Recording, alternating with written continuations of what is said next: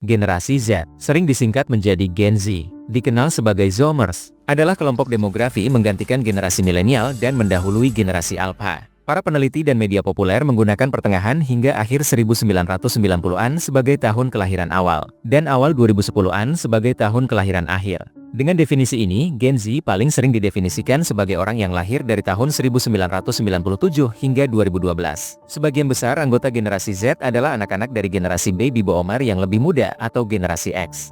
Sebagai generasi sosial pertama yang tumbuh dengan akses ke internet dan teknologi digital portabel sejak usia muda, anggota generasi Z telah dijuluki sebagai penduduk asli digital meskipun mereka belum tentu melek digital dan mungkin berjuang di tempat kerja digital. Selain itu, efek negatif dari waktu layar paling terasa pada remaja dibandingkan dengan anak-anak yang lebih muda. Dibandingkan dengan generasi sebelumnya, anggota generasi Z cenderung hidup lebih lambat daripada pendahulu mereka saat mereka seusia mereka, memiliki tingkat kehamilan remaja yang lebih rendah, dan mengonsumsi alkohol, tetapi tidak harus obat-obatan psikoaktif lainnya, lebih jarang. Remaja generasi Z lebih peduli daripada generasi yang lebih tua dengan kinerja akademis dan prospek pekerjaan, dan lebih baik dalam menunda kepuasan daripada rekan-rekan mereka dari tahun 1960-an, meskipun ada kekhawatiran sebaliknya. Sexting di kalangan remaja semakin marak, sayangnya konsekuensi dari hal ini masih kurang dipahami. Subkultur anak muda belum menghilang, tetapi menjadi lebih sepi. Nostalgia adalah tema utama budaya anak muda pada tahun 2010-an dan 2020-an. Secara global, terdapat bukti bahwa anak perempuan di generasi Z mengalami pubertas pada usia yang jauh lebih muda dibandingkan dengan generasi sebelumnya,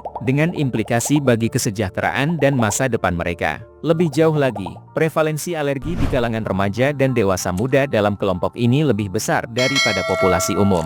Terdapat kesadaran dan diagnosis yang lebih besar terhadap kondisi kesehatan mental, dan kurang tidur lebih sering dilaporkan.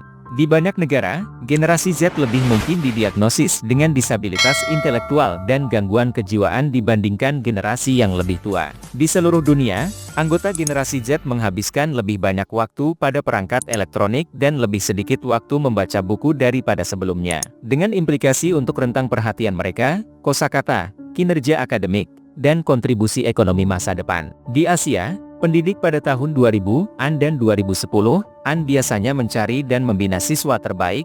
Di Eropa Barat dan Amerika Serikat, penekanannya adalah pada siswa yang berkinerja buruk. Siswa Asia Timur dan Singapura secara konsisten mendapatkan tempat teratas dalam tes standar internasional pada tahun 2010-an. Oke sobat, itu tadi penjelasan singkat mengenai generasi Z. Semoga bermanfaat.